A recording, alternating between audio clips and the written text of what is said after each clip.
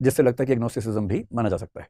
अगले सेशन में हम लोग चारवाक को पढ़ेंगे। चारवाक पढ़ते हुए मैं 5-6 परंपराओं का जिक्र करूंगा, जिसमें से एक परंपरा उदासीनता का जिक्र करती है।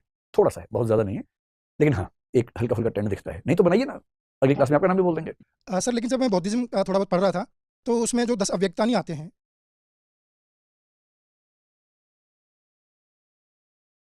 संचित वो हैं जो संचित हैं, कलेक्टेड हैं, पर अभी फल मिलना शुरू नहीं हुआ है, येट टू स्टार्ट। यानी आज से 5 साल के बाद आपके साथ जो होने वाला है वो कौन से कर्मों से तय होगा? संचित। संचित कौन से? जो आमतौर पर पिछले जन्म में किए होंगे या इस जन्म की शुरुआत में किए होंगे, लेकिन अभी फल मिलना शुरू नहीं हुआ है उसका, वो भी संचित हैं। जिनका शुरू हो गया वो प्रारब्ध हैं, और प्रारब्ध आज से 5 साल पहले क्या थे? संचित थे, अब वो प्रारब्ध हो गए हैं। और जो कर्म अभी आप कर रहे हैं, इस जीवन में कर रहे हैं, जिनका फल बाद में मिलेगा, तो ये प्रेजेंट कर्म है। अभी जो आप कर्म कर रहे हैं, जैसे भी क्लास में बैठ के सो रहे हैं, तो इसका फल कब मिलेगा? बाद में मिलेगा। अगले जन्म में आप टीचर बनेंगे, मैं स्टूडेंट, फिर मैं सोऊंगा क्लास में बैठ के और आपको पढ़ाते हुए तनाव होगा कि ये सो क्यों रहा है। हर चीज का हिसाब होना है, ध्यान रखिए, हर चीज का हिसाब होना है। तो ध्यान रखना है, जो आप कर रहे हैं ना उसका हिसाब बराबर होकर रहेगा। और कर्म सिद्धांत के 2 नियम माने जाते हैं। एक होता है कृत प्रणाश, ऐसा नहीं हो सकता, यानी जो किया है उसका नाश नहीं हो सकता जब तक फल ना मिले। आपका किया हुआ कर्म आपको फल दिए बिना नष्ट हो नहीं सकता, इसको बोलते हैं कृत प्रणाश। और एक होता है अकृतम उपगम, जिसका मतलब है कि जो आपने किया नहीं उसका फल आपके पास आ नहीं सकता। तो ध्यान रखना है। कई लोग कोशिश करते हैं कि ट्रांसफर सिस्टम अगर शुरू हो जाए, डेबिट क्रेडिट जैसे, मैंने 10 अच्छे कर्म किए, आपने मान लीजिए 20 अच्छे कर्म किए, मेरे थोड़े कम पड़ रहे हैं, मैंने आपसे उधार ले लिए 5, और अकाउंटिंग में आप अपना पासवर्ड डाला, आपने कहा मेरे 5 अच्छे कर्म यहाँ शिफ्ट कर दो भाई, और मेरा बैलेंस भी ठीक हो गया, साथ साथ मोक्ष मिल गया हम दोनों को। पर हिंदू धर्म में इसका स्कोप नहीं है, बौद्ध धर्म में है। महायान परंपरा में एक कंसेप्ट है बोधिसत्व, आपने सुना है बोधिसत्व? बड़ा प्रसिद्ध शब्द है। बोधिसत्व के कंसेप्ट में महायान बुद्धिज्म मानता है परिवर्त एक कंसेप्ट है। परिवर्त का मतलब है अपने अच्छे कर्मों को दूसरों पे शिफ्ट कर देना। हिंदू धर्म में तो नहीं है, तो झेल भुगतना पड़ेगा, आपको ध्यान रखना है। तो ये जो 2 नियम हैं, इसका भाव आप समझ गए कि जो किया है वो नष्ट नहीं होगा, नहीं किया है आएगा नहीं। एक मिनट, एक बात और बताऊं, क्रिश्चियनिटी में ऐसा एक सिस्टम है, ईसा मसीह जो हैं वो ईश्वर के पुत्र माने जाते हैं। ध्यान रखना, ईसा मसीह ईश्वर नहीं है, वो गॉड के बेटे हैं। एक ट्रिनिटी शब्द सुना होगा आपने, ट्रिनिटी कॉलेज का नाम सुना होगा ना? ट्रिनिटी क्या है क्रिश्चियनिटी में? इसका मतलब 3 चीजों का group, God the Father, God the Son, तो गॉड द सन कौन है? जीसस क्राइस्ट है, और द होली स्पिरिट। ईसा मसीह ईश्वर के पुत्र हैं। क्यों आए हैं? क्योंकि मनुष्य पापी है। क्यों पापी है उसकी कहानी भी समझेंगे कभी। वो इसलिए पृथ्वी पर आए, भाई देखिए, ईसा मसीह अगर ईश्वर के पुत्र हैं और कुछ लोगों ने उनको क्रूसीफाई कर दिया, सलीब पे टांग दिया, ईश्वर के पुत्र को सलीब पे लोग टांग देंगे गली मोहल्ले के, इतना आसान काम है क्या? अगर ईश्वर चाहेगा तो एक झापड़ मारेगा, उन सबको गिर जाएंगे नीचे, तब भी टांग दिया। इसकी वजह है कि ईसा मसीह जानबूझ के यही चाह रहे थे, ऐसा ईसाई लोग मानते हैं। क्यों चाह रहे थे? इसका संबंध कर्म सिद्धांत से बनेगा। इसलिए चाह रहे थे कि सारे मनुष्यों के पाप मैं अपने ऊपर लेकर अपनी बलि दे दूं। अगर ये कंसेप्ट मान ले क्रिश्चियनिटी का, इसका मतलब क्या हुआ कि कर्मों का हिसाब दाएं बाएं हो सकता है कि नहीं हो सकता है? हो सकता है। तो कुछ दर्शनों में, कुछ धर्मों में ऐसी धारणा है, महायान बुद्धिज्म में है, क्रिश्चियनिटी में है, हिंदुइज्म में नहीं है, और इसका मतलब हिसाब बराबर होकर रहेगा। ध्यान रखना भाई। और जैसे कि मैंने कहा ना, आप क्लास में सो रहे हैं तो उसका हिसाब भी बराबर होगा, जरूर होगा, सीधी सी बात है। जी आप पूछिए, क्या पूछ रहे थे? क्या वास्तव में कर्म कर पाना भी अपने वश में है?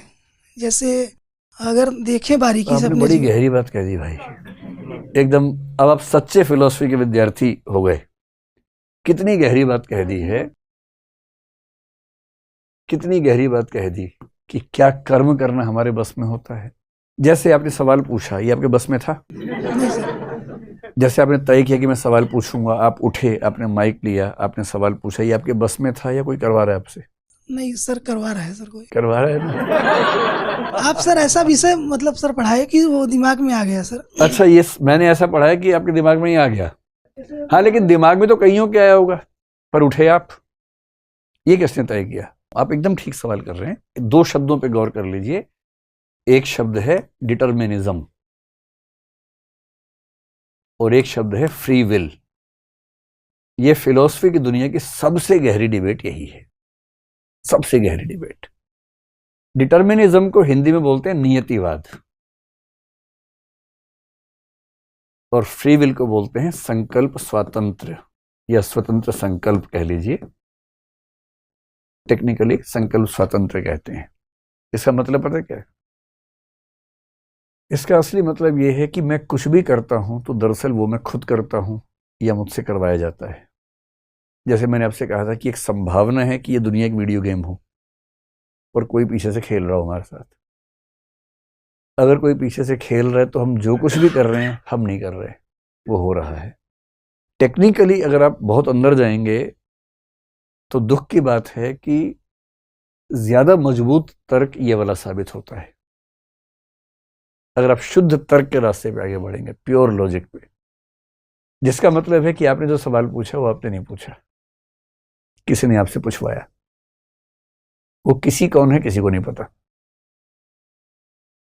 लेकिन दिक्कत है कि इससे दुनिया चलेगी नहीं, जबकि नियतिवाद ज्यादा मजबूत विचार है, ठोस विचार है। इसे खारिज करना बड़ा मुश्किल काम है। कभी इस पर बात करेंगे विस्तार में। लेकिन दुनिया ठीक से चल सके इसलिए दुनिया के लगभग सारे धर्म जिस विचार को मानते हैं वो है संकल्प स्वातंत्र। फ्री विल का मतलब है हम अपनी इच्छा से फैसले करते हैं, हम अपनी इच्छा से स्टेप्स लेते हैं, कदम उठाते हैं। अगर ये ना माने तो किसी अपराधी को सजा दे ही नहीं सकते, क्योंकि उसने तो किया ही नहीं, बेचारे ने, किसी ने करवाया है। किसी अच्छा काम करने वाले को पुरस्कार नहीं दे सकते, क्योंकि उसने तो नहीं किया है, किसी ने करवा दिया उससे। और फिर हम सबकी हैसियत कठपुतलियों वाली हो जाएगी जिनके धागे किसी और के हाथ में। इस चीज को मान के चलना बड़ा मुश्किल लगता है।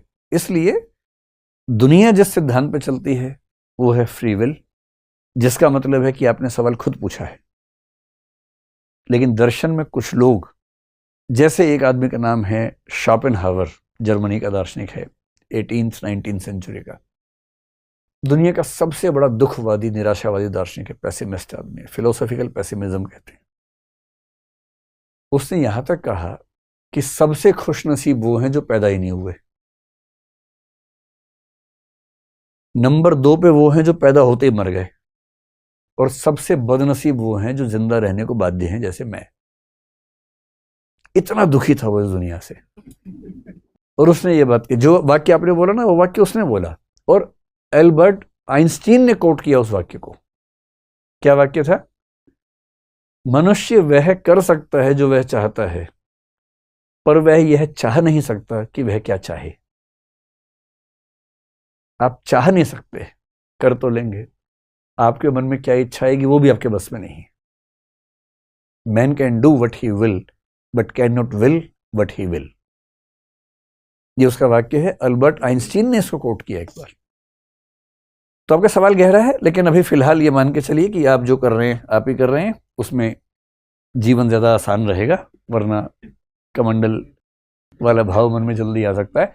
तो पहली बात हुई कर्म सिद्धांत। हाँ, नमस्कार सर, नमस्कार। मेरा नाम श्यामवीर है। विशेषतः भारतीय दर्शन परंपरा से मैं पूछना चाहता हूँ कि नास्तिकों के लिए त्रय दर्शन आ गया, चारवाक, जैनिज्म, बौद्धिज्म। आस्तिकों के लिए षट दर्शन आ गया। कुछ लोग ऐसे भी हैं समाज में, जैसे मैं हूँ खुद, मैं अपने आप को उदासीन मानता हूँ। मैं दोनों ही कैटेगरीज से बिलोंग नहीं कर पा रहा हूँ, रिलेट नहीं कर पा रहा हूँ। एक सर्टेन एज के बाद जब आर्गूमेंटेटिव बिहेवियर डेवलप हुआ तो मैं स्लाइटली उदासीनता की तरफ चला गया, एग्नोस्टिक बन गया। क्या भारतीय दर्शन परंपरा में मेरे जैसे लोगों के लिए कुछ कहा गया है? अज्ञेयवाद नाम से या एग्नोस्टिसिज्म नाम से ऐसा दर्शन तो नजर नहीं आता, लेकिन उपनिषदों में ऐसे कुछ कथन आते हैं जिससे लगता है कि एग्नोस्टिसिज्म भी माना जा सकता है। अगले सेशन में हम लोग चारवाक को पढ़ेंगे। चारवाक पढ़ते हुए मैं 5-6 परंपराओं का जिक्र करूंगा, जिसमें से एक परंपरा उदासीनता का जिक्र करती है। थोड़ा सा है, बहुत ज्यादा नहीं है, लेकिन हाँ एक हल्का फुल्का ट्रेंड दिखता है। नहीं तो बनाइए ना, अगली क्लास में आपका नाम भी बोल देंगे। सर लेकिन जब मैं बौद्धिज्म का थोड़ा बहुत पढ़ रहा